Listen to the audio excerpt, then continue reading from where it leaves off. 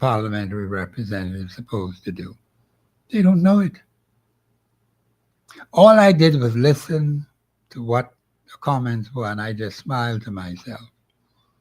I have to help the Bahamian people to understand what real parliamentary representation is. Your party representation is one thing, parliamentary representation is another thing. And Bahamians, after 52 years as an independent nation, we are still going around in circles on some basic fundamental things we don't even understand. And these are intelligent people who mean well. They love their country. Bahamians love the Bahamas. They are clamoring for better service. They're clamoring for better representation. That came clear to me as I listened to that other station where the host was asking, are you going to return your current representative? And the constituency they were in at the time, the callers identify. And so people will have their views. One thing about the Constitution, let me just say this. The Constitution allows you to impart ideas and opinions and suggestions and comments and other things without interference. Do you know that? You are to be allowed to speak without interference. You get that in this country, Bahamian? Are there people out there blocking you from expressing yourself on the airwaves, in the media, on the papers, and other means of communication? Are they doing that? That's unconstitutional. Freedom to impart ideas and opinions. I don't think you take advantage of that. I said that I'm not even using 5% of my constitutional authority. I want to increase it. But I got to bring you people along in order for me to do that, because some things you are not going to understand because you don't know. So Professor Sidney MacArthur Walter Thompson has to inform you constitutionally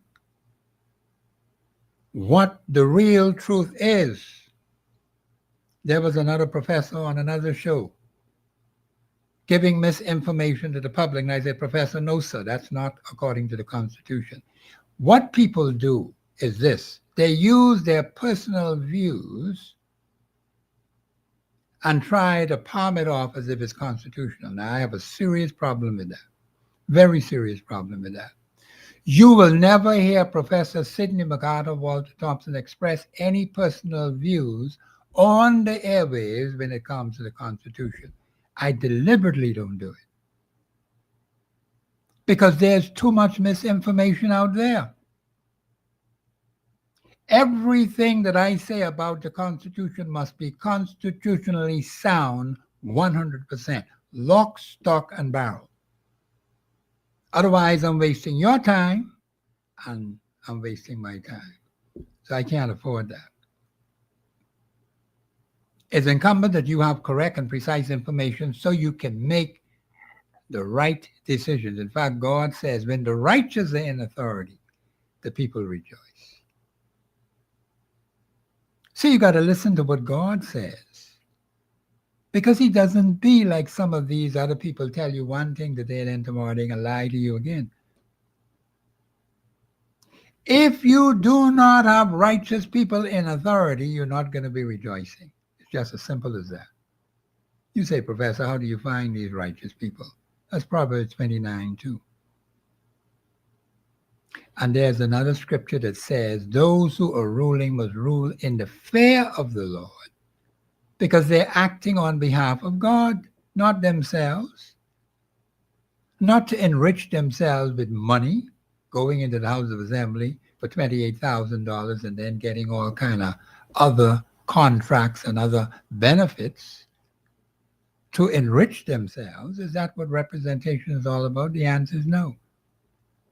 And if that is happening, and it is suspected that it is, that's wrong, Bahamians. The representative in a particular constituency is to serve who? The people of that particular constituency, all of them. Now, a particular personality may run on a particular party ticket.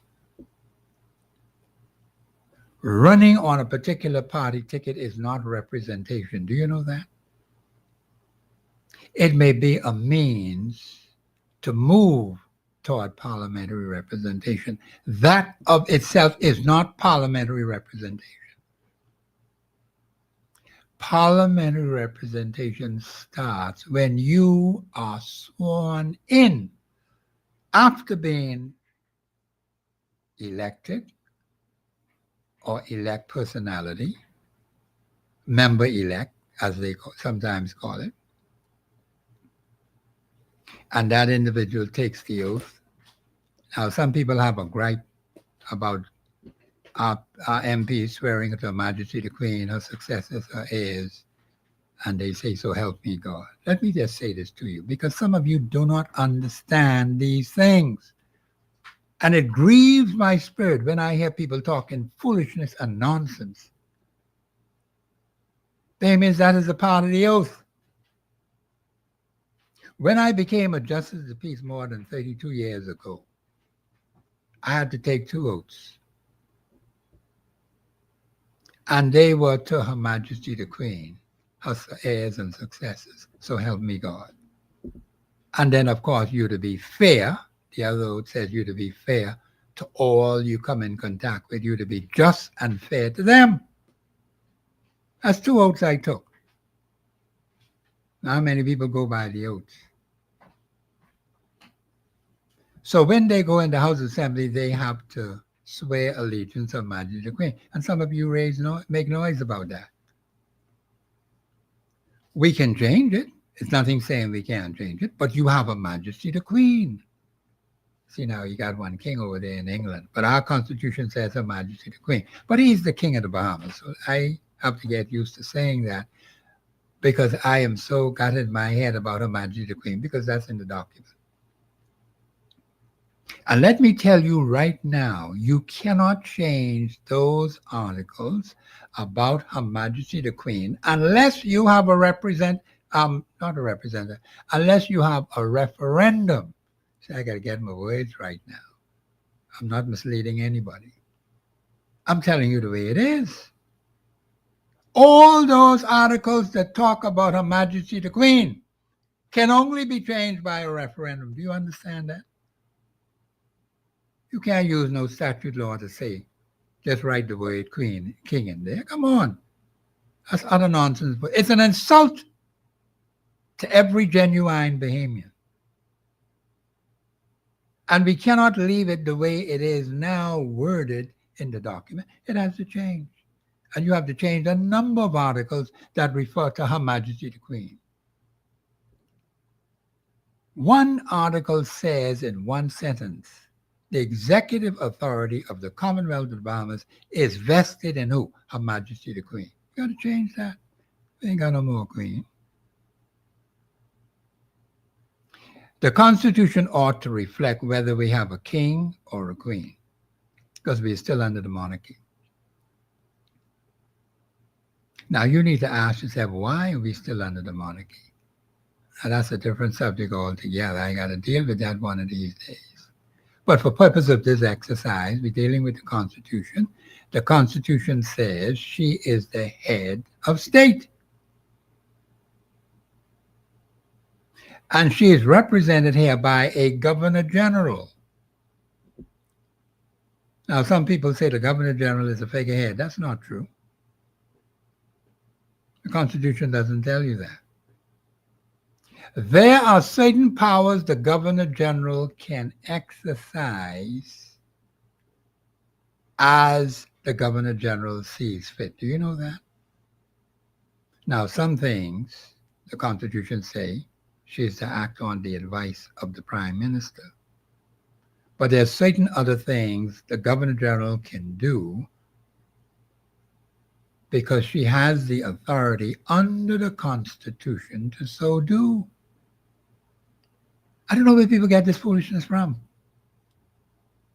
And a lot of you believe the crap that these people put out there, and these unsuspecting young people, you don't know this document. You need to learn it from someone who understands the Constitution of the Commonwealth of the Bahamas. Not someone who's going to give you their personal views as if it's constitutionally sound. That will never do. You'll never get to the knowledge of the truth like that. Either it is constitutionally sound, yes or no, because Article 2 tells you plainly, any other law, if it's regional law, it's international law, any treaty, any agreement that the government has signed which is contrary to anything in this Constitution, that law is not valid. It is null and void. Article 2 tells you that. So you always start with your Constitution. That's your strong base, Bahamians. We've had all kinds of funny laws passed in recent times which are not constitutionally sound. You see why I told you I need 49 persons on my research team? Bahamians, I am finding myself not only dealing with constitutional law, I got to deal with some other laws as well. And that's why a team, a strong research team, is absolutely essential and necessary, because we got to dig deep. When I say anything on this radio station about the Constitution, it has to be 100% accurate and precise. No speculation, no personal views added to it. Strictly constitutionally sound. You won't get it on any other radio station. Because a lot of people are so lax when it comes to Supreme. That's why the country is in trouble today. We don't take the Supreme Law seriously. There are other countries that take their Supreme Law very seriously. But in the Bahamas, we don't. We take a lot of things for granted. We let a lot of things slide because that's your friend, that's your husband, that's your wife, that's your son, that's your daughter. That means we can't run a country like that. You cannot run a country based on favoritism. You're destroying the Commonwealth of the Bahamas when you do that. Either your mother is right or wrong according to the Constitution. Either your husband or your wife or your brother, whoever, you don't say, that's my brother. So he got a slide. For example, the Constitution does not approve of duality of citizenship. Do you know that? Some people around here walking with 2 and 3 citizenships. Now we have to stop that foolishness. Because the Constitution says very plainly how to deal with such situations. And the Governor General has the authority to deal with it. Do you understand how serious that is? Not the Prime Minister, not the Minister of Health, not the particular personality who carries the label Deputy Prime Minister. There's no such thing in the Constitution as a Deputy Prime Minister. But yet we've allowed it to continue to crap for 52 years as an independent nation. Never corrected. You see how serious these things are? When you do not correct things, you are going to find that it keeps growing and growing and growing. Evil persists when good men sit back. Good men and women sit back and do nothing. That's why we have a multiplicity of problems in this country, because nothing was dealt with from the very beginning we started as a nation, July the 10th, 1973. We allowed too many things to occur in that time span, I should say. You never corrected it. And the reason why it couldn't be corrected, because you don't even know the Constitution. But you were electing people. So you want them to be this representative, that representative. And they don't even know the Constitution. So what you think you can have? A ball of confusion. That's what we have today. So people wondering, well, what are we supposed to be? Are we a sovereign, independent, theocratic, democratic state? Are we a nation under God? Do we listen to God? As it stands now, we do not listen to God because God is not in our knowledge. You understand how serious that is? You see what a serious indictment that is against this country? That you don't even listen to God. Who gives you every breath of air that you breathe? And people talking a bunch of crap on these airwaves. And God is not in our knowledge. Not a living one of them who called, as I was listening to the show today, said anything about God. Why don't we give God a chance? Why don't we listen to God and elect righteous people to run our affairs? Why don't we do that? Because we will benefit immediately. God's word kicks in immediately upon obedience.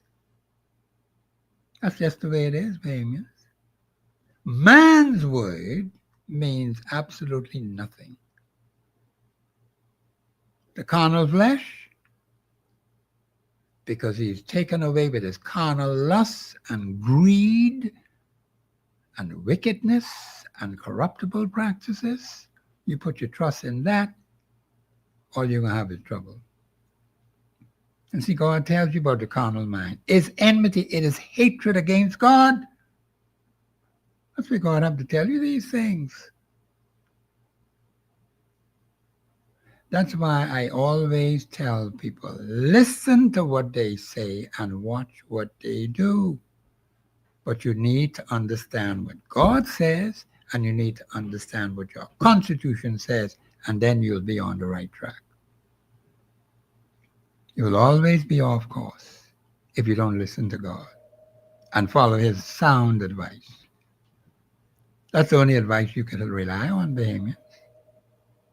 But when you listen to this one and that one, the next one, oh, this is what they do in Jamaica.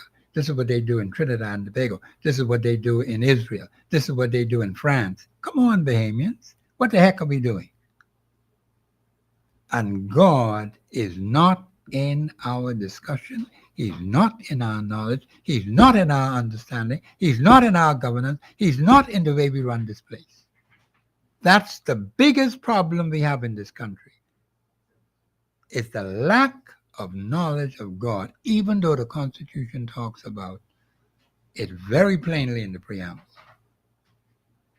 And tell us what we need to do to guarantee, hold on, caller, don't go nowhere. Just stay right there. I come into you. To guarantee our freedom. Some very specific things we are to be doing which will guarantee you your freedom. You know, we're not doing those things. And we are gradually eroding those hard-fought freedoms of our mothers and fathers. Caller, you're live on here. Go ahead, please. Hey, good afternoon, Professor. Just had to call in early, man, to get this out. Pardon? I had to call in early to get this out, man. Listen here. Okay, go ahead. You see how we don't do it? Professor, you notice First Kings, chapter 5. When the man they come to him and tell him different water, he say, Jesus Christ, I can't heal this thing. Even he listen to the man. That's how this nation going. We got a strong constitution. No one going to say, we love to do it, but our constitution won't allow it. I know it's simple, you know. You ain't got to even argue. All you can say, that's a good idea. That's a lovely idea. But our constitution just don't allow it. But if you see a donkey tied by the thing, if you ain't the one saying nothing, the Bible say you could ride it. But I know only the king supposed to ride the donkey. That's all I got. Okay. Well, thank you for your contribution. Professor, yeah, go ahead. We broke it down like this. There's another chapter. I remember what it is, but it's the last king of Israel. That's one of King Solomon's last son. And that's what he had. He had the Ark of the Covenant.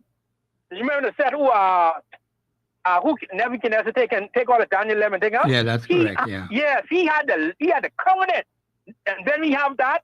Nobody even no war against us. But guess what? He had no faith. He had no faith. He ain't got no covenant. He run on with the boys them and run on with all kind of foolishness. And Nebuchadnezzar take them prisoner and he's the first person he killed. Because guess what? He had no faith. He ain't believe in no God. That's the most powerful thing right there, the covenant. Yes. He never lose no war with that. But guess what? When fools get in power and they don't have no understanding, that's like going on that one. Yeah, okay. Well, thank you, caller. That's a good contribution to make. See, the knowledge of God is extremely important for a young nation like the Bahamas, even though we're 52 years of age.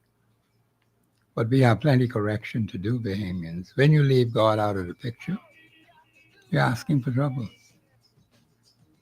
That's why we have all these issues and problems, because we're listening to too many different points of view which are ungodly. And if we just see what God tells us and listen to what the Constitution says, we can solve a lot of these problems. And so I listened with interest to the people who were on air today, and I said to myself, there is so much lack of understanding when it comes to the Constitution of this country. It saddens me, Bahamians. I'm very sad about that. I have to do something extra special about that. And we're going to call on you for your support to make that happen. We cannot allow people to go to the polls not understanding what real parliamentary representation is all about. They can get to know that before they go and mark their X.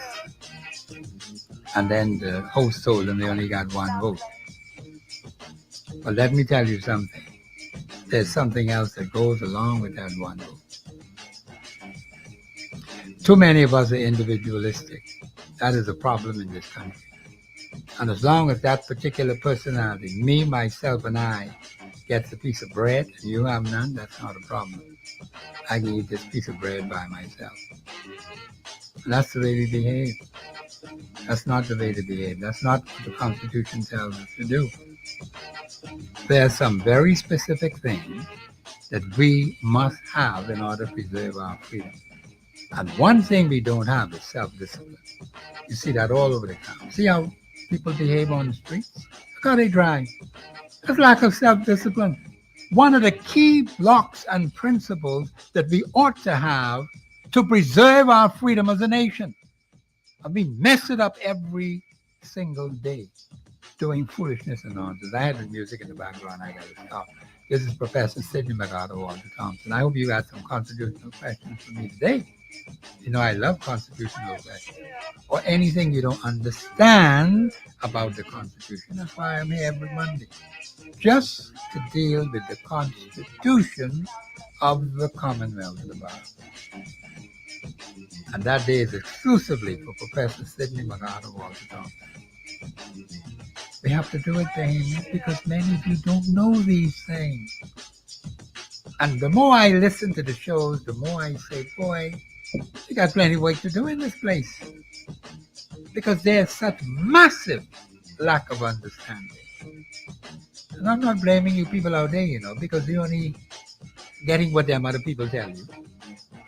And they only get what someone else told them. And the story all mixed up. You can't have it like that.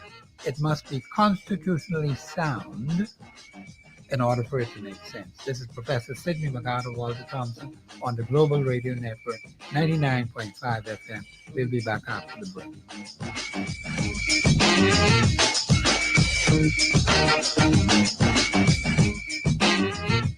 Express Yourself Live will return right after this. Health emergencies?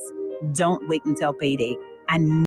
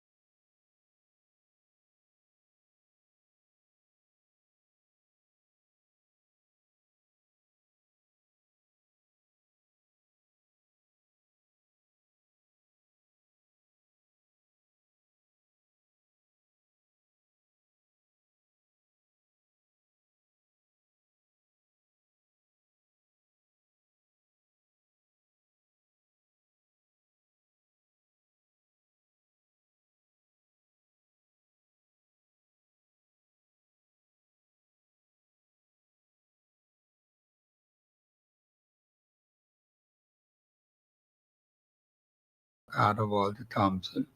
And what I try to do is pick something basic to give you on Mondays in relation to the Constitution. The Constitution is the most important document. It is the only document in the country that could pull people together. Do you understand how serious that is? No political party platform can pull all Bahamians together as one. Can't happen.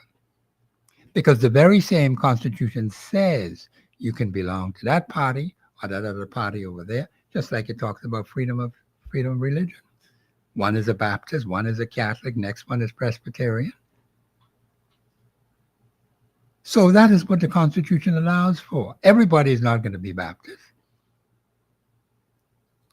Everybody is not going to be Seventh-day Adventist. Everybody is not going to be Church of God. Yet all of them coexist side by side.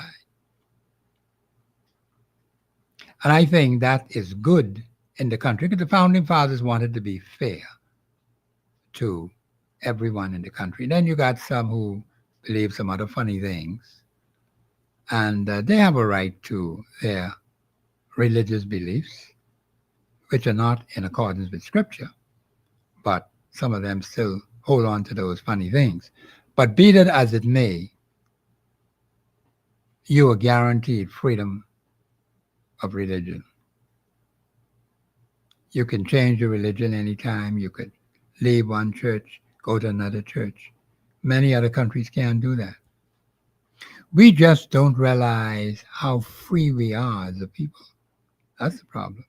We hold ourselves back, Bahamian, because we don't know better. That's the point. We don't know the damage we're doing to ourselves, our children, our grandchildren, our nieces, our nephews, and great-grandnieces, great-grandnephews, and so on. You got plenty of them around. We do not fully understand what God has put in our hand, the most powerful document in the nation, and perhaps maybe on the planet. Apart from the Holy Bible, of course. You know, the Holy Bible is number one. But we don't realize what we have. We don't realize the tremendous freedoms we have. We got a whole section deal with freedoms of the individual. Fundamental rights and freedoms of the individual. And guess what? Those rights apply to every person in the Commonwealth of Bahamas. When I read that, it popped in my eye. I said, wait a minute now. I thought it was every Bahamian. The Constitution didn't say that. It says every person. That illegal alien who happens to be in the land, he has those fundamental rights applied to him too. And when I said that for the first time to some people, they got upset with me. But I have to give it to you what the document tells me. You can't put no interpretation on that. You must state it the way it is. Every person in the Commonwealth of the Bahamas falls under those fundamental rights and freedom to live in. Now, there are some things that apply to citizens. Bahamians don't apply to them. So let me make that straight. And that does not mean that they are free to roam around and they're here legally. That's another kettle of fish. And that does not mean they're supposed to get any preferential treatment.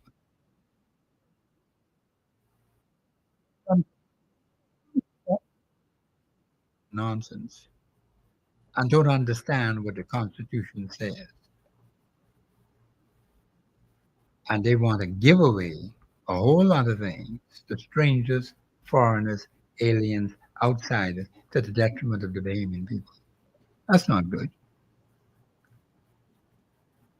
Now, a lot of things need to change. Now, let me get to this one vote thing, because I heard that today on the radio, and I say, people just do not understand. The host was saying you only have one vote. What you can do with that one vote? Let me just say this to you. You may be affiliated with a political party. You do not have to vote for the candidate of that particular political party. Do you understand that? You deal with that particular personality within the internal affairs of that party. But if they put a crappy person up, an unfit and improper person, to be the candidate for that particular party, you don't vote for that person. That person is not fit to be a representative. Now, what is a fit and proper person? A righteous person will be a fit and proper person. Because God tells you plainly when the righteous are in authority. You have to give righteous people the authority, baby. The people will rejoice. Proverbs 29 too. I can let you read the other part of that again. Huh? Check Proverbs 29 too. I'm trying to be as positive as I can because too much negativity is out there.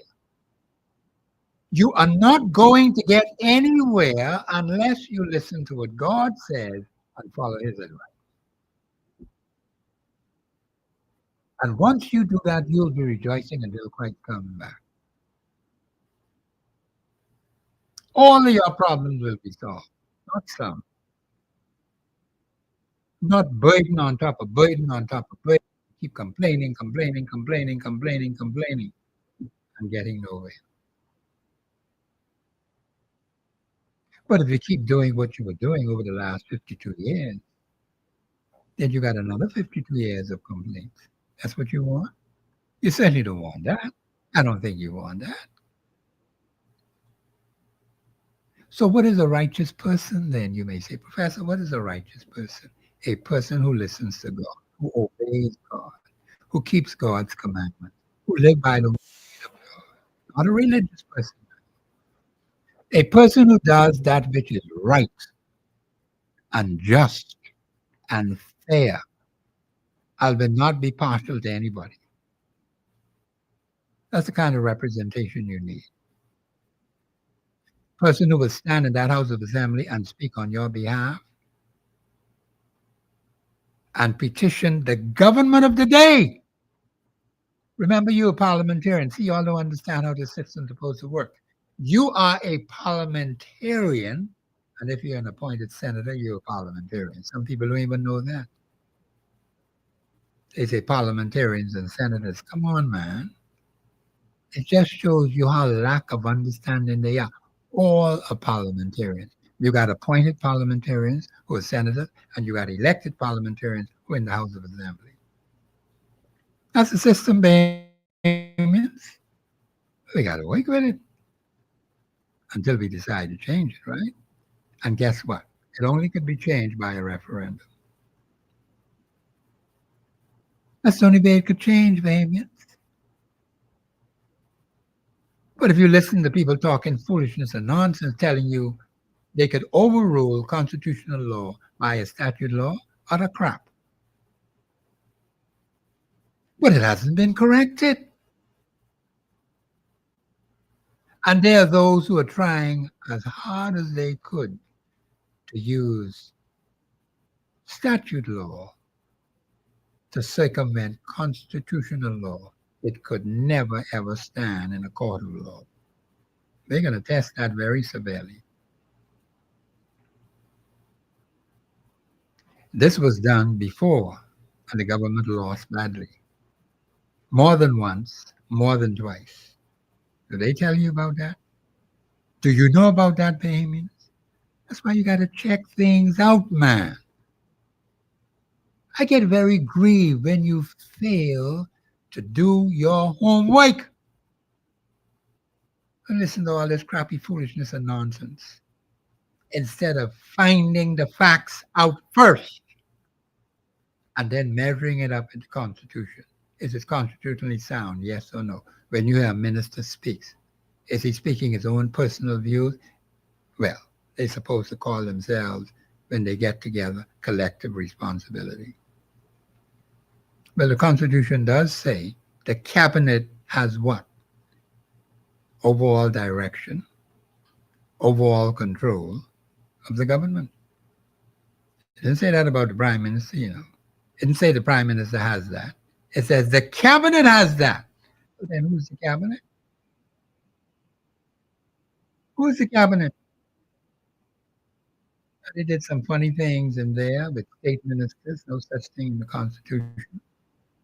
But you see, this is what happens when we let people get away with these kinds of things. So they add some state ministers. There's no such thing in the Constitution. I remembered under Sir Lyndon Pinley, he had minister without portfolio.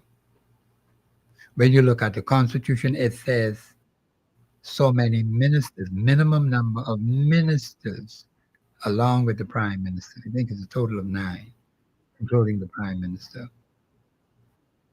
Full-fledged ministers. You must have, now here's another catch. 1 Prime Minister, 2 Attorney General, 3 Minister of Finance. Now, in those early days, we had Carlton Francis, Minister of Finance. Most of you may not even know about him. That was when Sir Lyndon was Prime Minister. The Honorable Carlton E. Francis, Minister of Finance. They say he was a brilliant mathematician. But what I noticed from back then, every Prime Minister, including Sir Lyndon, because he had the Minister of Finance control himself, he became Prime Minister and Minister of Finance. Every successive Prime Minister, right up to this one, I think there were 5 of them, right? You had Mr. Pinling, you had Mr. Ingram, you had Mr. Christie, you had Dr. Minute. Now you have this current one here, Mr. Davis. All of them got the Minister of Finance position. Did you see that? But the Constitution says Prime Minister, Minister of Finance, and Attorney General. Those 3 positions must be in the cabinet. No ifs, no ands, no buts. But I see them talk about State Minister of Finance, someone in the Senate. Constitution doesn't speak to that kind of foolishness. But we allowed a crap to run on for 52 years, in our 53rd year, and it hasn't been corrected yet. You have not insisted it be corrected. That's why it hasn't been corrected. You're not standing up, saying, no, no, no, no, no, no, no. That is not constitutionally sound.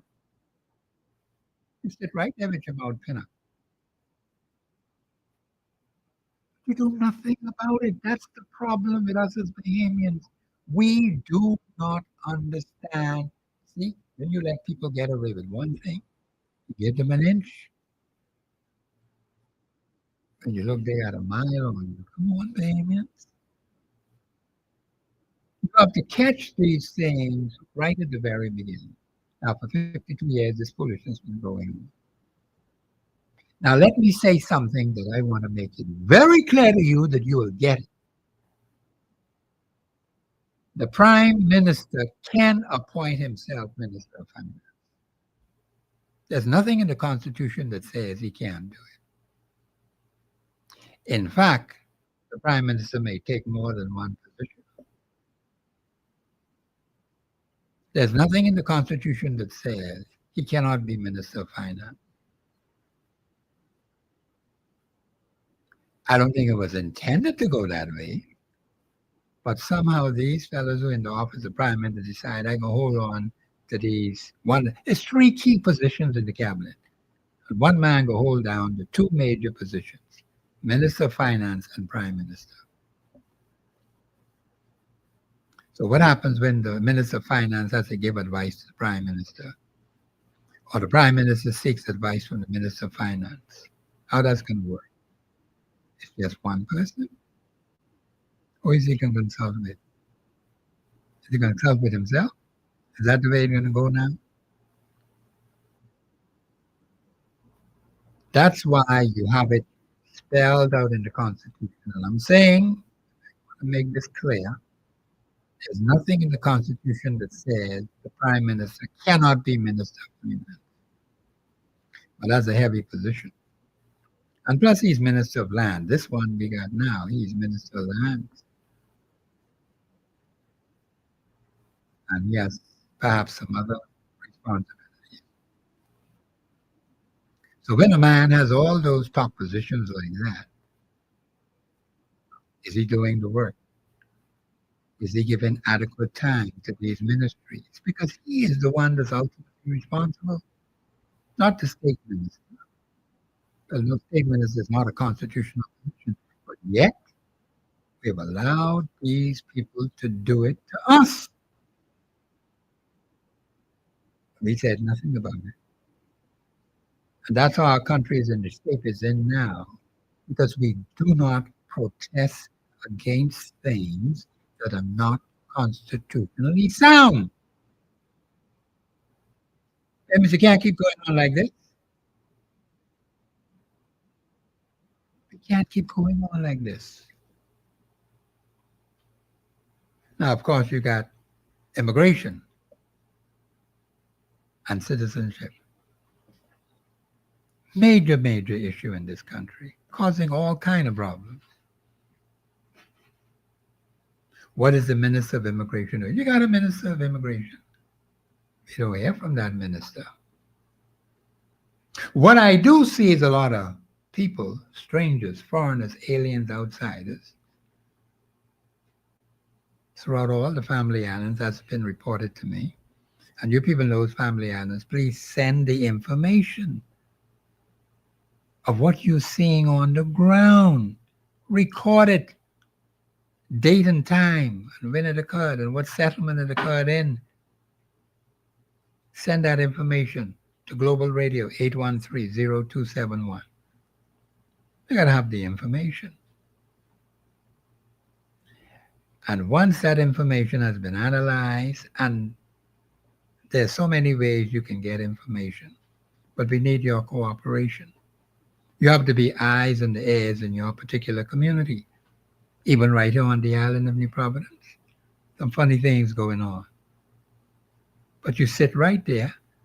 Good men and women sit back and do nothing, and all this crap keep piling up on us. That's what's been going on for a long time. Because you did do nothing about it. So we got problems. We have to ask God to help us. We got to repent of our wicked ways. God's people got wicked ways. 2 Chronicles 7:14. The devil's people are worse. They wouldn't repent of their wicked ways. But God's people are commanded in 2 Chronicles 7:14. Get rid of those wicked ways. That's why God says if you give authority to righteous people, you're straight. So you got to remember that when you go to the polls.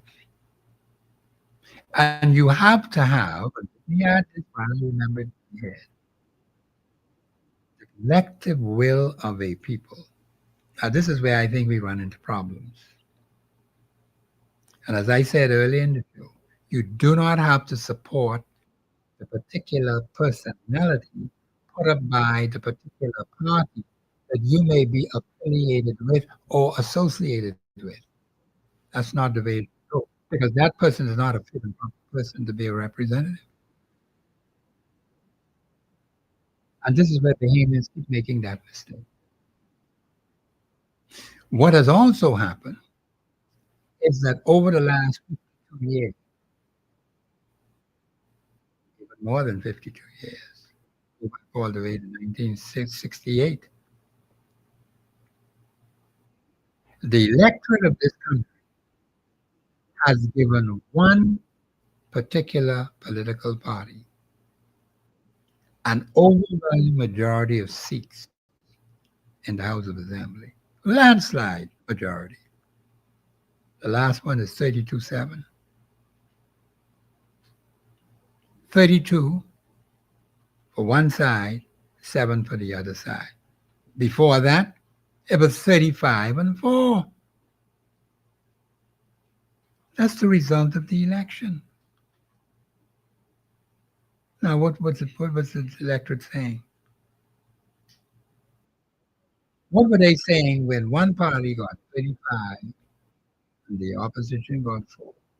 And then the last election, one party got 32 and the opposition got 7. What is electorate saying? You need to ask them, Maybe you need to think about that. What is it that you were saying, what you would like to see happen? Because it should be made crystal clear. We shouldn't be guessing. But that's how it turned out. Has it benefited the Bahamian people by giving massive landslide of seats to one particular party from 1968 to 2025? Has it benefited the Bahamian people? Yes or no? That's the way you evaluate Bahamians. Not based on your personal feelings. You like this one, you do some funny things with that one, and the next one you don't like this one, and that sort of thing. What kind of foolishness is that? Has it benefited the Bahamian people, the overwhelming majority of the Bahamian people, the way the electorate has voted over that span of time from 1968 right on up to 2025? And giving one particular party a massive landslide of seats. And most of you may remember the last two, 35 and 4. And the last one, no, the one before the last, 32, 35 and 4, then 32 and 7. And that might be correct. You will probably remember those last 2 elections quicker than you remember 168, 72, 77, 82, 87, 92, 97. You may not remember all those, but the country went through all of that, giving an overwhelming majority of seats. Then how we benefited, they immediately call in and ask about that. Have we benefited? Should we continue doing that?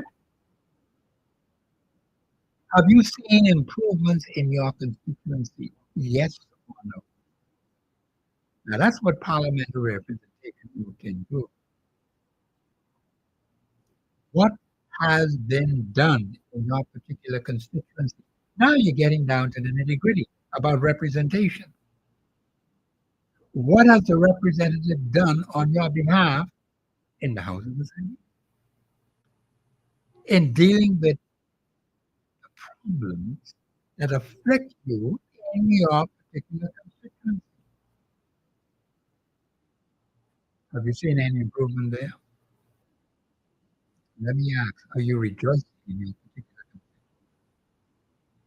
When you think about these things, are you moaning, crying, complaining all the time? Which is it rejoicing or is it complaining? You only can have one or the other. Now you figure it out for yourself. Whether you're rejoicing or you're going to continue to complain. Because people got plenty of complaints. I listened to the show. All I heard were complaints. Now, there were a few people who called in and say they're going to return their particular representative who's supposedly doing a good job, but he never explained what a good job is. Bahamians, what is a good job? What does that mean? I want people to call in and tell me, Professor, this is what a good job my representative has done. Because I was asking about that from July the 8th of last year. And I made my question very specific. What major constituency problems have been solved on the ground in your particular constituency?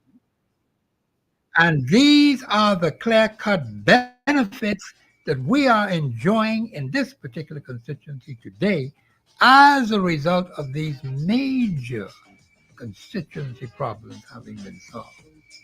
Not a living soul has been able to answer that question. So what happened to you, payments? How y'all get like that? Yet I hear people say, the man doing a good job. What is a good job, Bahamians? What does that mean? Just because he gave you some chicken? just because he had the park clean. If cleaning a park means that's representation. That's all you want? That's all you're interested in? Getting some chicken in the bag? Or some rum? Or the man help pay your rent? Or pay your light bill? Is that what you call representation? Yeah, but you got to think seriously about your future. Your children. What kind of future do you want for your country? These are things you need to think about. Being a parliamentary representative is more than just cleaning up park or cutting down the bush. Got to be much more than that. You ain't got to be no representative in the House of Assembly to clean the park. Come on, baby. You ain't got to be in the House of Assembly just to give somebody a bag of chicken or some rum or a couple of dollars. Come on, give me a break, man. How you all get like this? How you have lowered yourself down to such a low standard that you can't raise the bar. We have to raise the bar. I listened to those people today and I was saddened by the comments I heard. The bar is so low, baby. You ain't got to lift it up. You just walk right across it. Right on the ground. This is Professor Sidney MacArthur Walter Thompson. I want you to call me today now. This is Constitution Day. This is Professor Sidney MacArthur Walter Thompson. Let's talk, baby. You know, an election is coming up, you know. And people want good representation. They want their problems to be solved. We need people who can do that. Because Dr. Miles Monroe told us them old things that their fellows working with, they can't help us no more. And he's correct. So we have to do something about that. This is Professor Sidney MacArthur Walter Thompson on the Global Radio Network. The lines are open, 326-0272-813-0271. We'll be back after the break.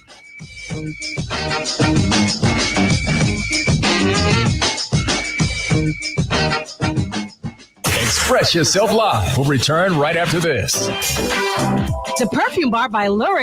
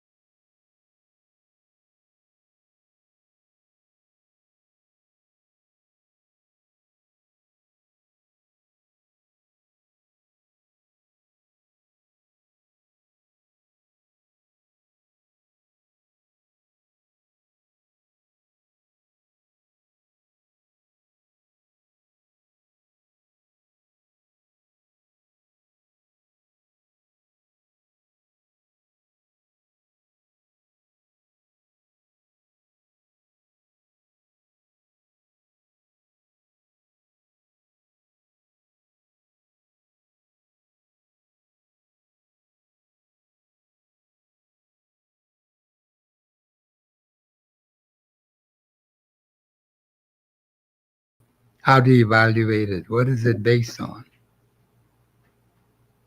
When I look at what parliamentary representation really means, I have to base it on what the Constitution says. What is the purpose of a parliamentary representative? Not whether you like the particular personality, or the personality wears nice clothes, or got one fancy car, or give me one chicken in the bag, or a couple of pencils, or whatever trinket I might get. It can't be that. If it's that, I mean, the standard is so low, you rest the bar on the ground, just walk right across it. Nothing is ever done. Nothing is ever achieved. Because our standards are so low, right on the ground, Bahamians. How did we get like that? So those who say that their representative is doing a good job, because I've been trying to get this information from last July the 8th, 2024. What does that mean? Now, my question is different from their question. I don't know what a good job is. What does that mean? When you say your MP is doing a good job, what is the definition of that? I know what the definition of parliamentary representative. I do know this. How far is a representative prepared to go in terms of working on behalf of the people of that particular constituency? How far are they prepared to go? Are they prepared to go with you through thick and thin? You will have some serious things that will occur. And it will test your very character as to whether you're serious about what it is you want to give to the people. Caller, you live on air. Go ahead, please. Go ahead, caller. Hello. Yeah, caller, Hello. you live. Yeah, go ahead. Yeah, hello, Professor. How you doing? Hey, what's happening, man? Radio, man, radio. What does it mean, a good job? Some people keep talking about what a good job their representative has done. Listen, Professor, they only doing what they should have been doing. And they still ain't even doing a good job at that. But see, I form my question to be very specific and very clear. And I can't get nobody. Nobody from last July the 8th. I have not gotten one single answer from the Bahamians across the length and breadth of this country. Now, some told me nothing was done. That was just a couple of people. But those who talk about the good job, I don't know what that means. What does that mean? Maybe those who say that could call in and tell me what it means. Professor, when I was on the campaign Speak a little louder for me. I said when I was on the campaign trail, we spoke one of the constituents, and they said, "Oh, they put lights on the park." I said, "Wow, lights on the park, and that's going to give them a 5 more years to put some more parking." I said, "You gotta be crazy, man! Don't do that." You know, Professor. And see, the thing is, I think what Bahamian people fail to realize, if they allow either one of these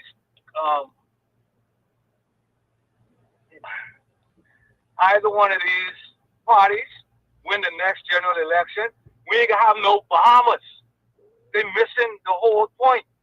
They're missing it. We ain't gonna have no Bahamas. Foreigners taking over as we speak. And you talking about, oh, I could call them and they just answer their phone and they just do this. They may give them a little, may help them pay their rent, may give them a bottle of rum, like you say, you know, and then that's it. And you could give them 5 more years for that.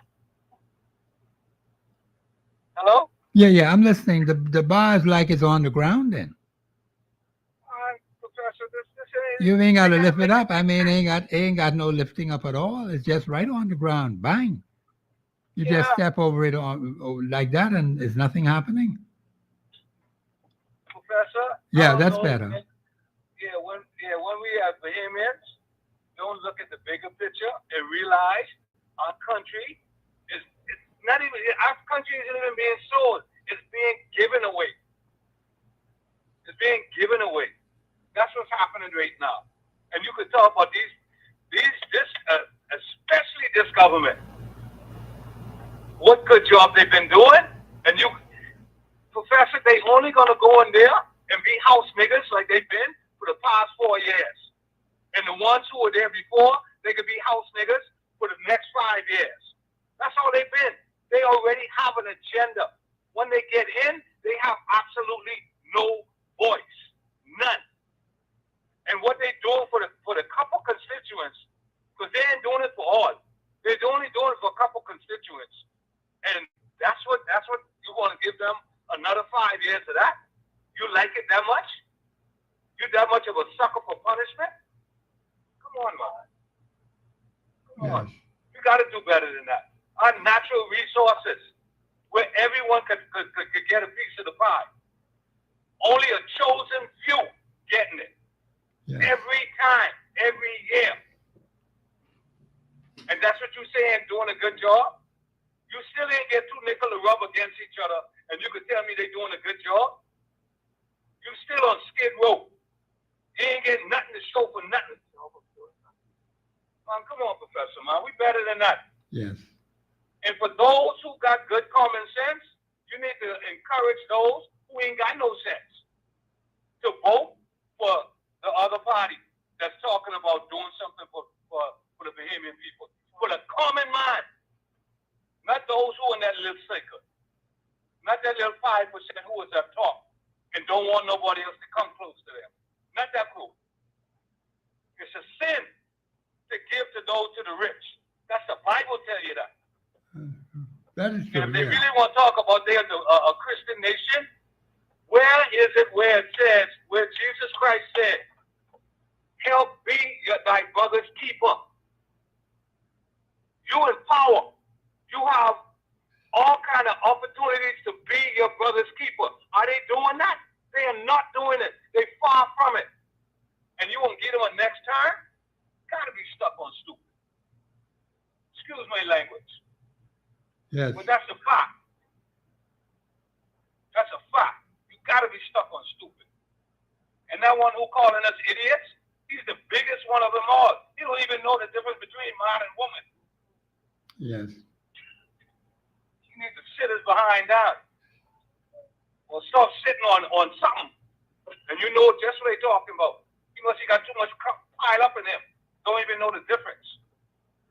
He using the exit as an entrance. I'm so sick and tired of them, Professor. Yes, sir. Honestly. And Bahamians got the audacity to even give them a thought, not even a second thought, a thought at all, to put them back again.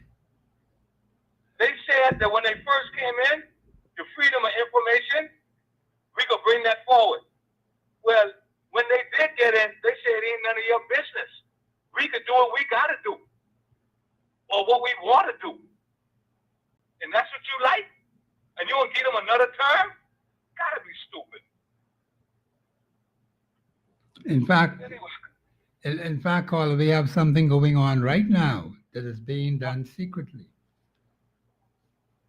It started Monday. Too much secret going on. Yeah, there is. I have. You only hear about it after the fact. And you want to give them another term? I have to report. I have to report on that one. I'm probably going to deal with that on another day. It's quite a lot that's revealed in that report. But no media is allowed to report on it. It's not open to the public, but they're using the public's money. Okay. And you want to give them another term?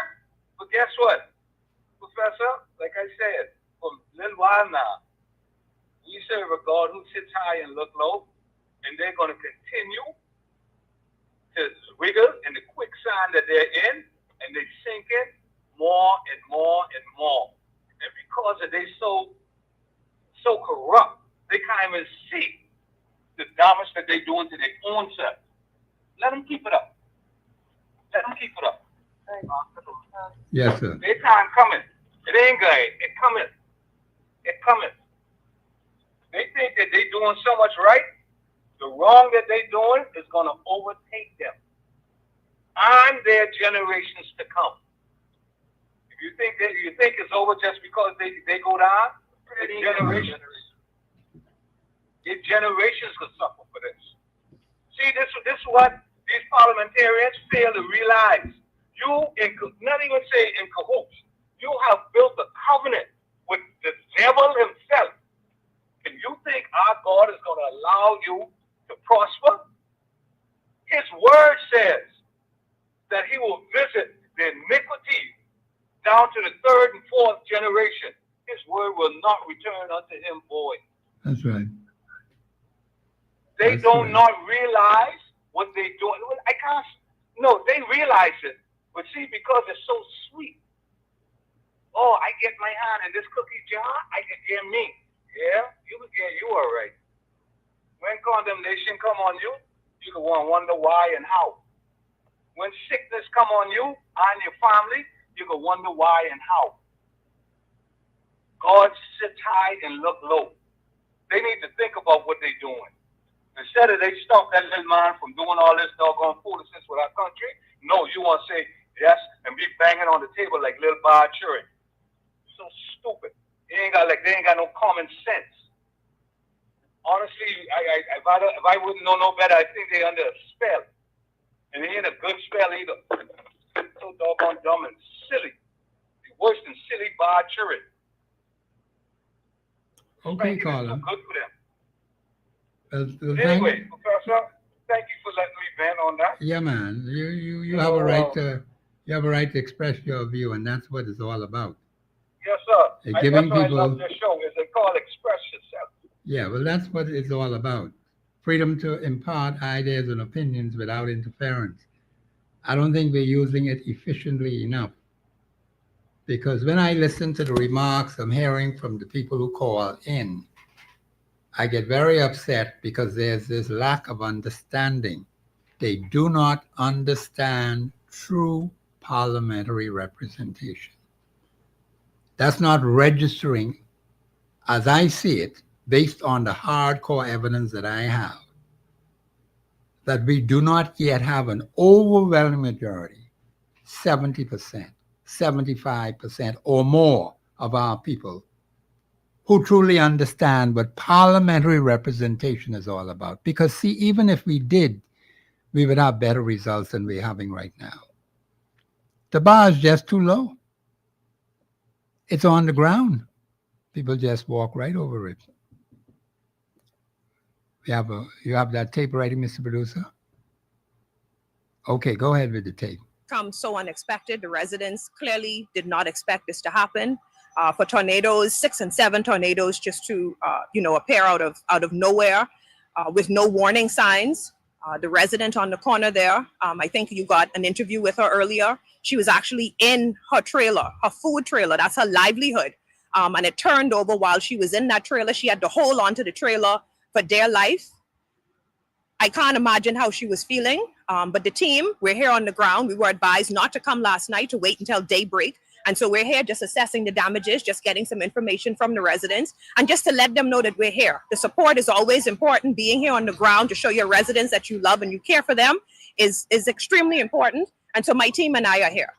What action is your team taking in order to assist the residents? Well, we would have spoke with Minister Keith Bell. As you can see, BPL is on the ground. They've been on the ground from I got here this morning, and so they're doing what they had to do. To the residents who've been out of power from last night, the team is here. BPL is here, and they're working as fast as they can, but it's a lot of damage. So we can't take the damage for granted. It's a lot of damage, and so they're doing their best. I've seen at least 15 trucks on the ground.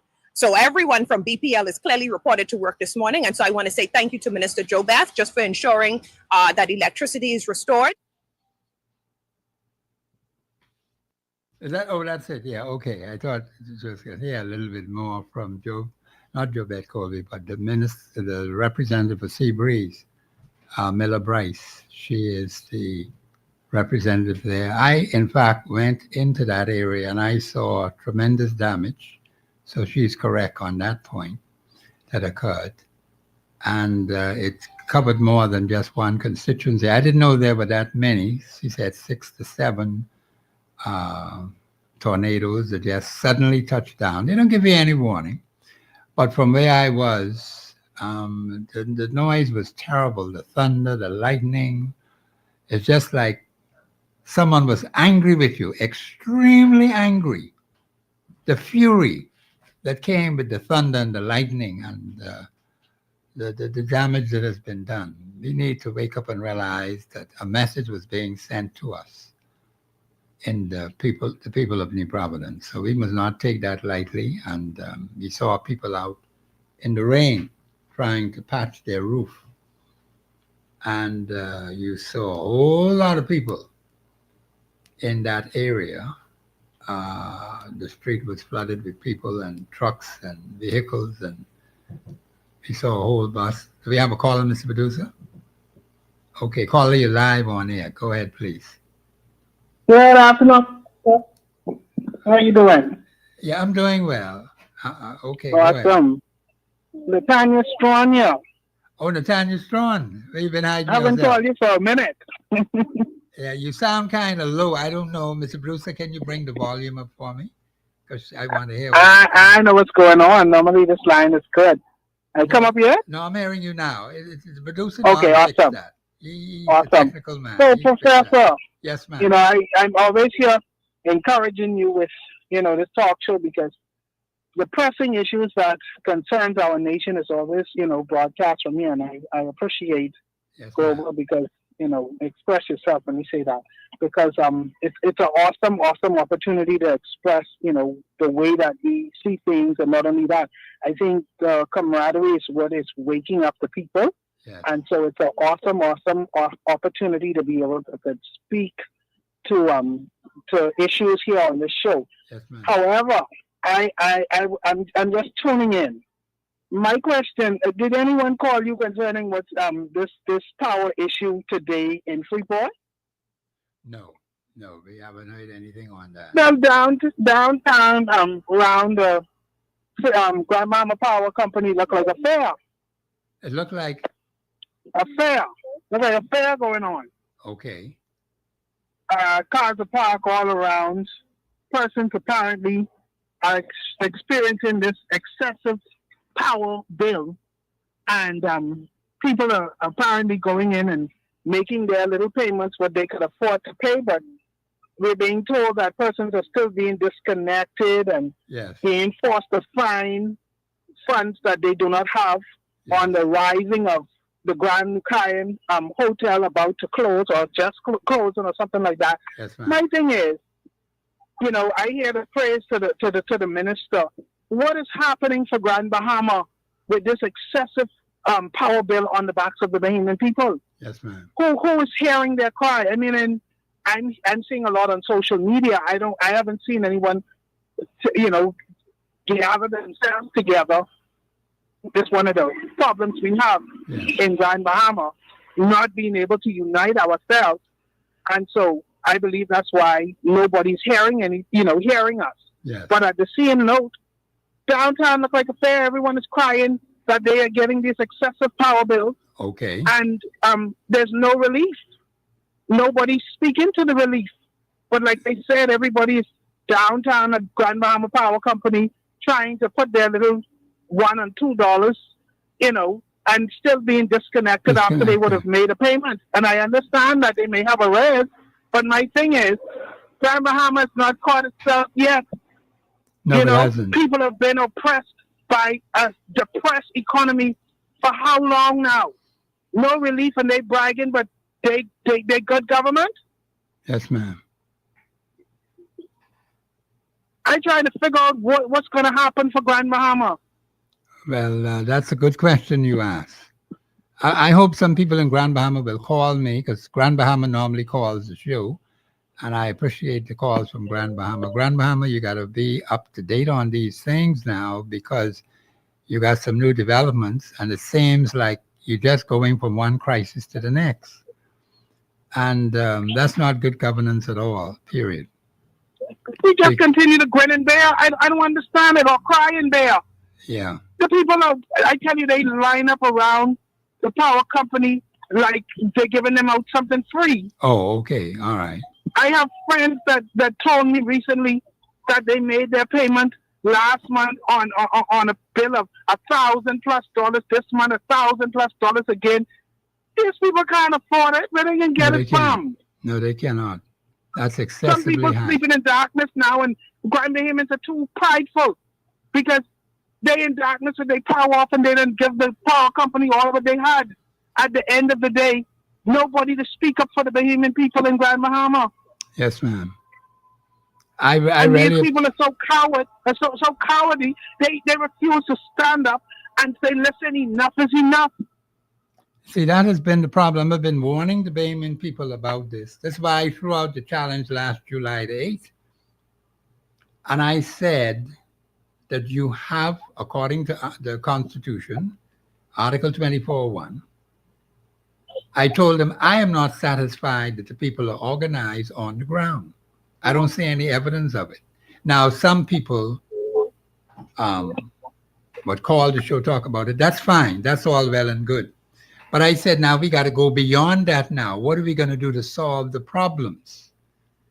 It takes a unified approach to solving these problems. One person cannot do it. I even understand that two people who were working on the problem for the past 9 years.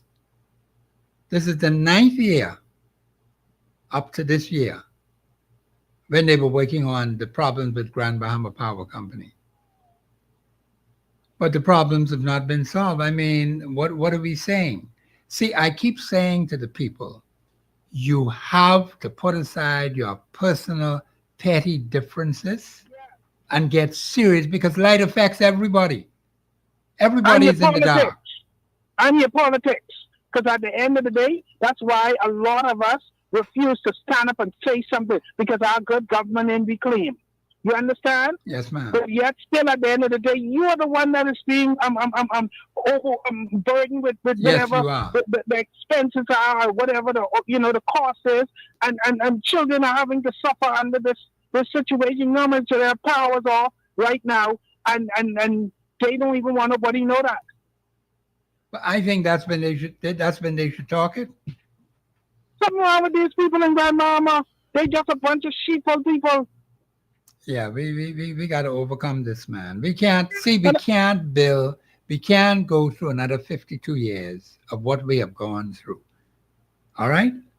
52 years has already gone under the bridge now.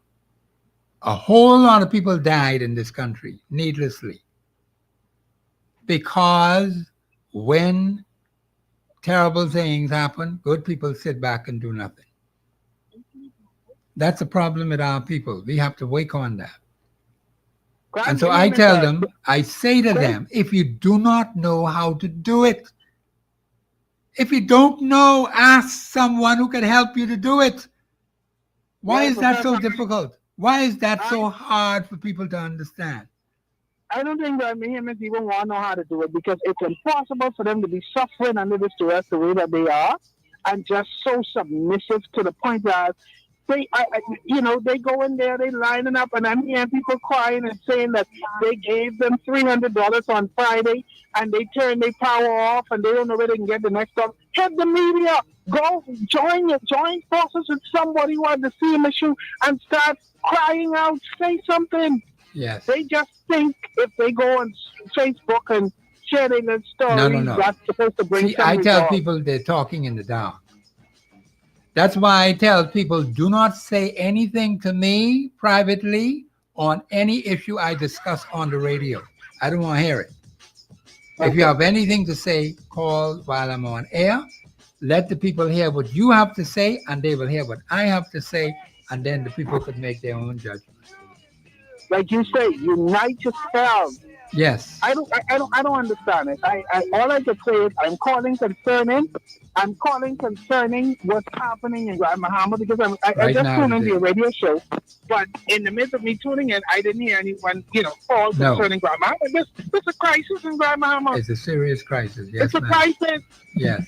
Grand Bahama, you have to wake up now. I want to hear my Grand Bahama people call me. But we got to unify ourselves to do something about it. The calls would be good. I need them. But then at the same time, we have to plan a strategy as to how we're going to deal with the issue. You have to get involved in it, Bahamians. If you're not involved, everything just falls apart. Go ahead, Paula. Okay, Professor. Anyway, it was good talking to you. But thank you for calling. I appreciate your call. What I'm saying is the truth. Yes, All ma'am. right. Have a great day. Thank you very much. That was the caller from Grand Bahama.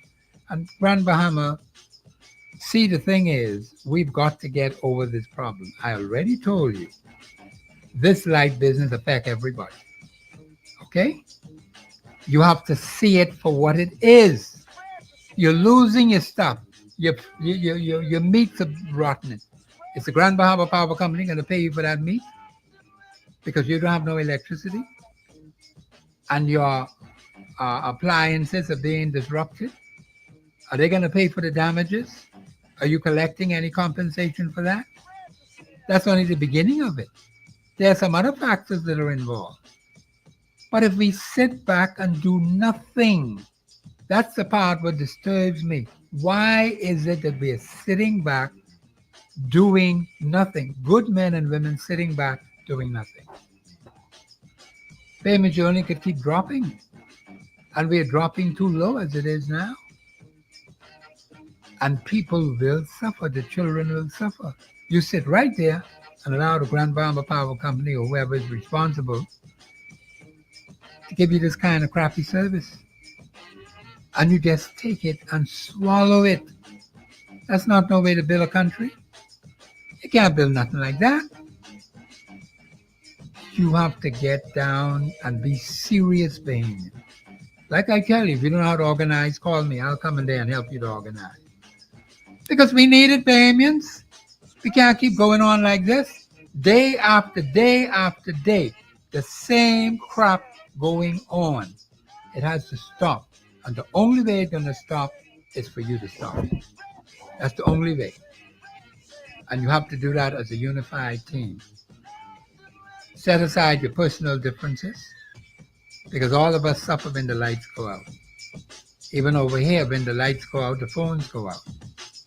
I don't know what kind of system that is. At least when we had the telco, we had the phones on all during the hurricane. We were able to communicate. Lights go out, phones go out. You can't make no call. And that's supposed to make sense.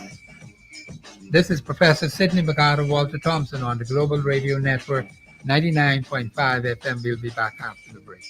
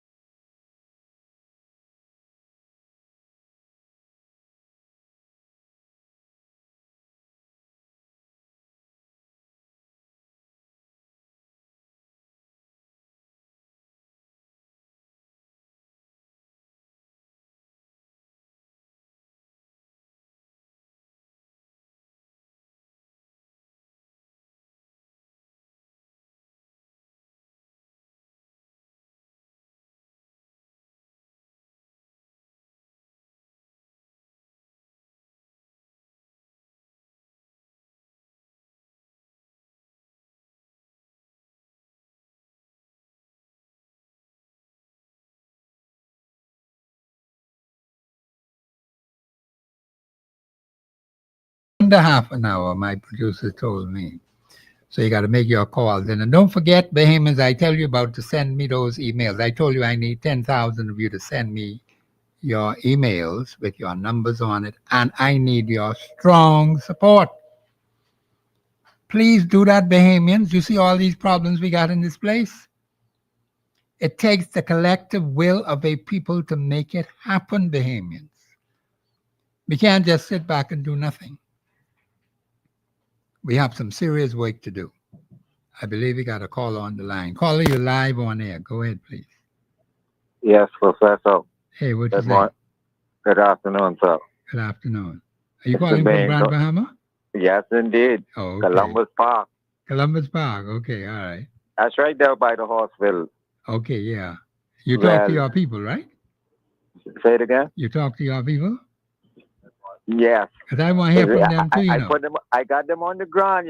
You understand where I'm coming from? Yeah, okay. I just put them on the ground. We was listening. A couple of them was up on lunch break. They went back to work, but Well, I can understand that. yeah. But now, what has to happen is people need to be organized for action, and I think this is where the problem comes in. People don't seem to understand the importance of taking action. My representative is Ginger, right? But she hasn't done a very fair and balanced job of touching the community. Okay.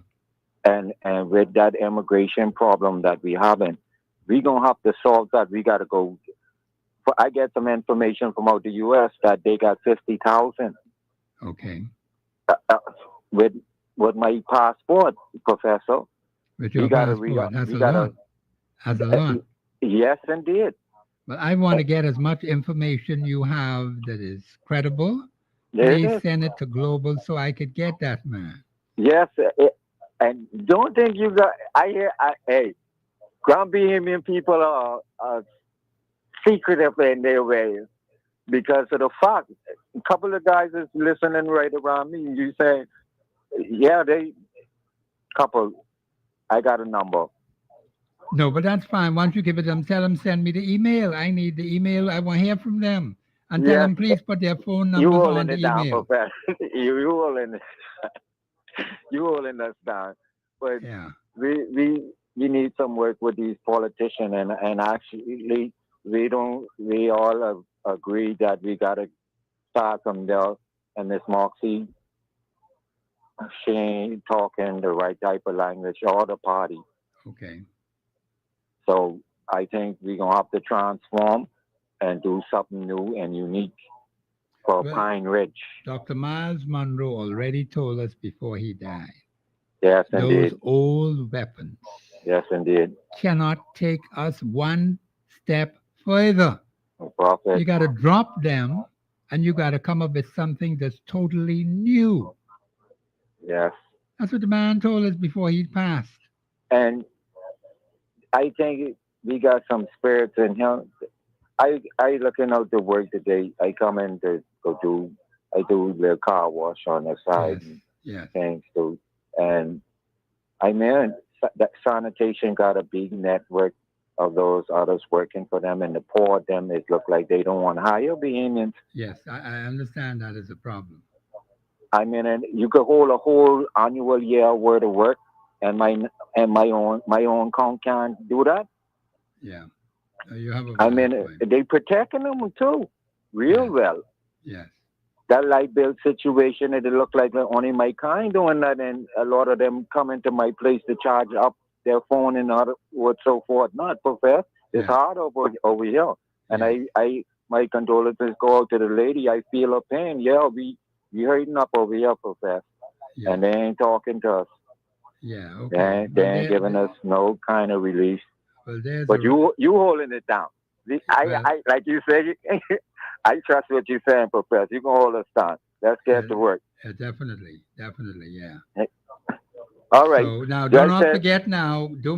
I need that information. You send it right here to Global. We're going to keep you plugged in, Professor. We're going to keep you plugged. Because I trying to get the Family Islands to do this. You send it right here.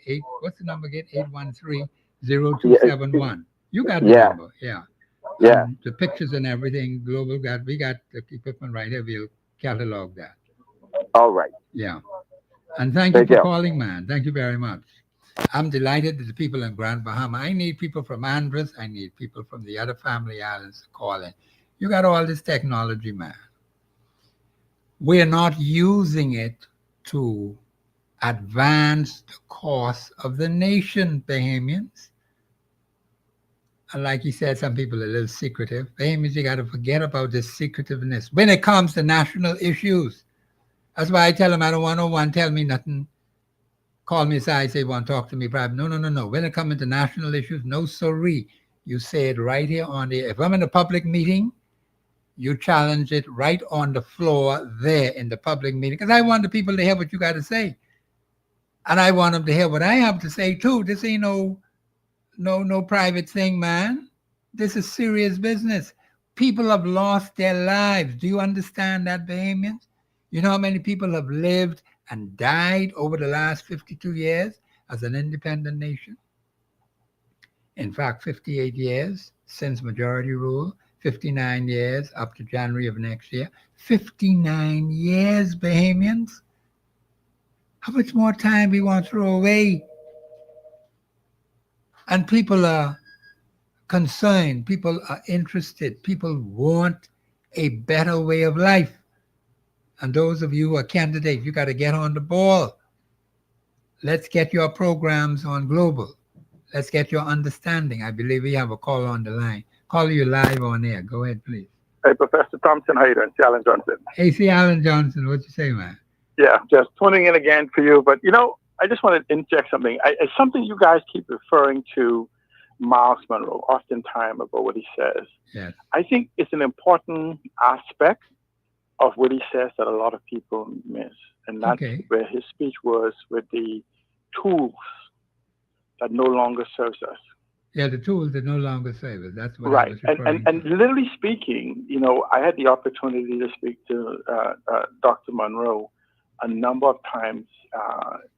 One time when I crossed him in the airport about a decade or so before his death. So he and I became friends, and we spoke about a number of things. Whenever we had opportunity or I hear him speak, I would call him to give him my input or my perspective of what is said. Of course, but one of the tools that we spoke of, and this is in relation to the tools of the 21st century. And believe it or not, then before his death, a year before his death, we spoke about that. And it was based on the fact that these so-called walls that the people say existed. Yes. And I wanted him to understand, and he did, that those walls no longer existed.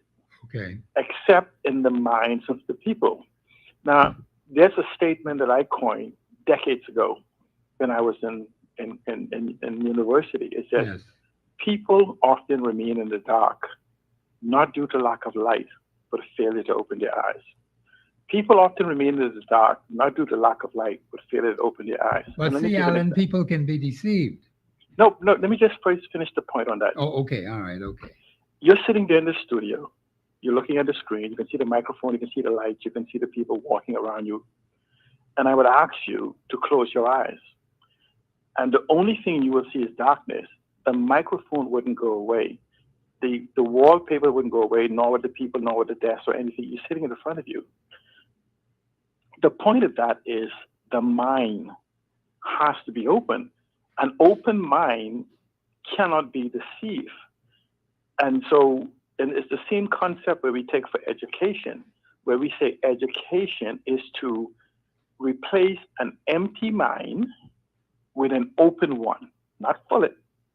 And so the open is the thought, the ability to think, because even when our Savior says that he came to free the captive, for me, it was the captive of the senses, because it's our five.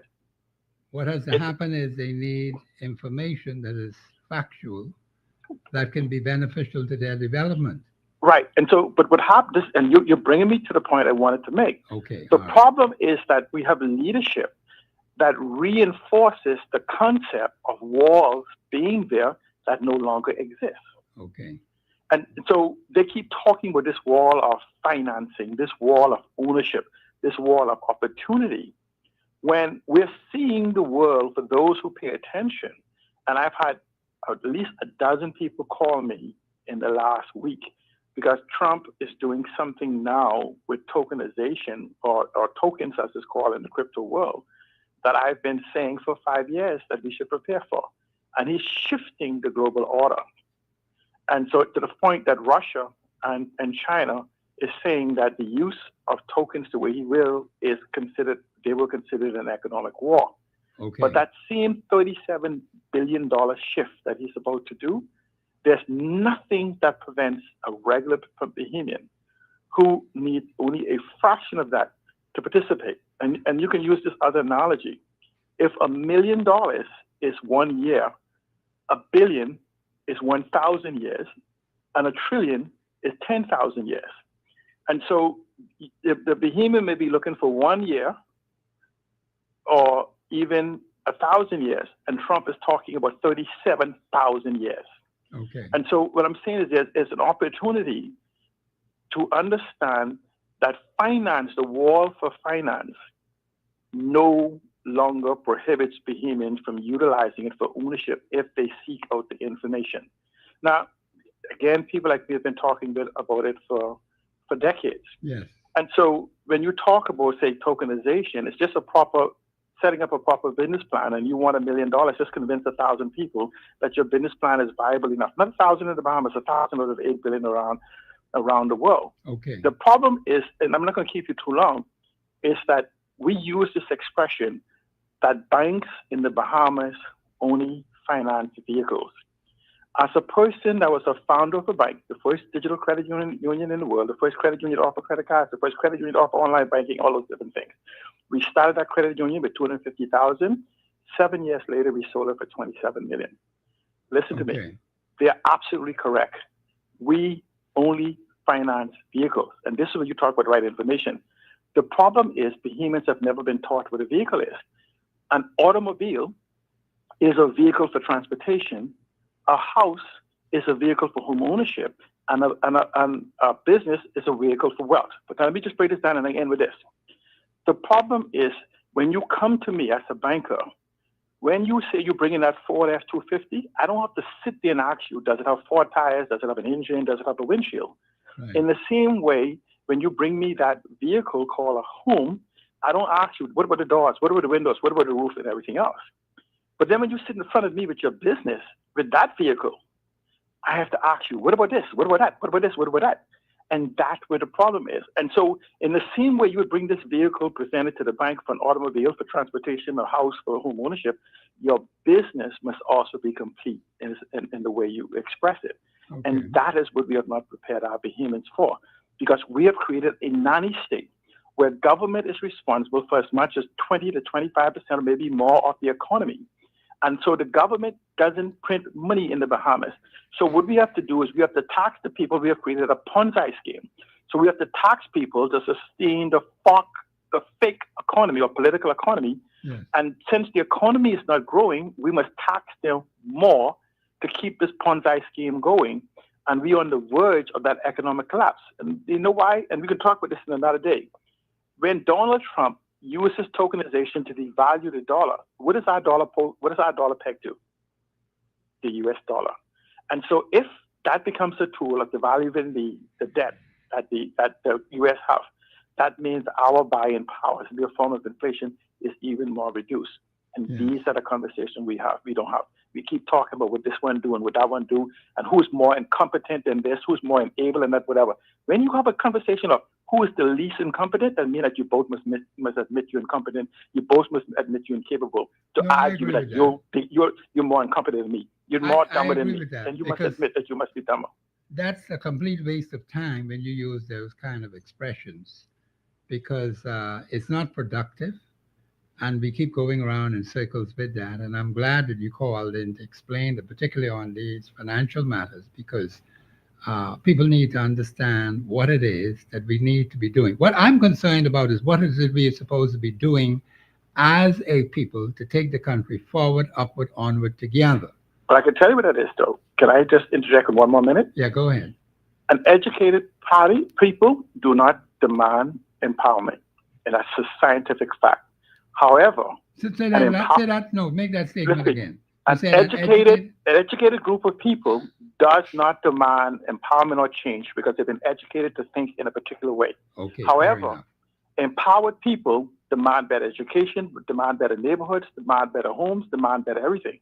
Yeah. And so what we have to do is stop thinking about educating our people, because even an idiot could be empowered, and then he'll begin to recognize that there's more out there for him. Yeah. And so the tools is available for Bahamians to seek empowerment, and that empowerment will ask more. Because you know why? If I move from where I am to to a place I want to be, and the people knock at my door, I'm going to ask you, excuse me, sir, you know you're naked, offering me your shirt. Yes. So you then now in a different position, because when people knock at my door, I say to them exactly what you're talking about. They say, oh, what is Seattle? Hey, Seattle, man, I hope you support the party. I got to go. Because they already know. They can't come with me to tell me they're going to build affordable housing, or they're going to expand social services, welfare program, or these other different things. They have to bring to me the who, the what. No, most importantly, they have to bring to me the how. And until we begin to form groups together and do that, we're going to keep getting the same. How are we going to do it? That's a good point. Education. And this is where, like, show your platform and others. See, I've spent 47 years in technology. I was there when the chips and other things was formed, that if you were to go and look at it, you could see cities on those chips that people can't see with the naked eye. I was there on January 1st of 1981 when the internet was introduced to the world. I was there when the Wi-Fi was introduced to the world. I was there when the World Wide Web was introduced to the world. So unlike people who have discussion concerning the consumerist or the consumption use of technology, I understand the infrastructure that build the things they want to consume. And so we can't consume that which is produced by someone else. We must understand the mechanisms of these technologies we talk about. These things where we talk about the blue economy, the aquamarine economy, the orange economy, the carbon economy, the ocean economy, and all those different things. Yeah, people love to repeat those things. But I'll bet you $1,000 I'll donate to you if you could get somebody to come in and explain you what 10 of those are.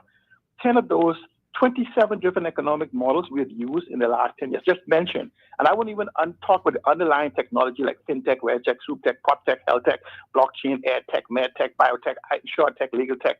I won't even talk about those. I'm just talking about the economy models, because we got people who can really scrape information and repeat it and have no fundamental knowledge of that which they are promoting. And that's the house. If you don't know the house, right, and the people who is hearing the message don't know the house, they can very be easy flamboozle that letter straight, because they think it sounds good. When I say we're going to have the orange economy, $1 trillion economy, we're going to have the knowledge economy, we're going to have the aquamarine economy, and all these other different things. The how is important. And that's why. And so we have to begin to question the how on everything. And the information to verify the how they say is available by going right to Google. The minute you tell me how, I go to Google and says, can this happen the way? And I repeat what you say, how are you going to do it? And it'll tell me yes or no. So thank you for your contribution. Thank you so much. Very good calling in.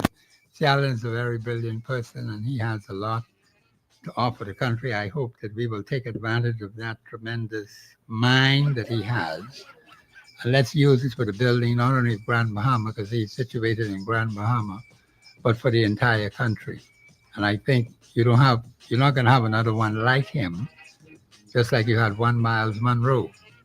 And so God raises up people, put them in place so we can build the country.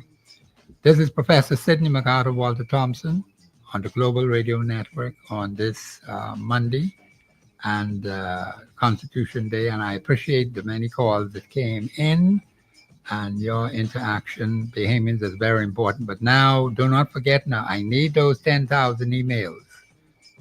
The State of the Nation 242 at gmail.com. The State of the Nation 242 at gmail.com. Do not forget, my birthday is on Thursday, and I'm collecting presents as of today. So you can call me at National Affairs 325-8652, 325-8652, or you can call me at the radio station when I'm here, 326-0272-813-0271. So send that email. Please put your phone numbers on it, and I'm going to respond accordingly. This is Professor Sidney MacArthur Walter Thompson on the Global Radio Network, 99.5 FM, We'll be on tomorrow, and have a pleasant day, and thank you very much.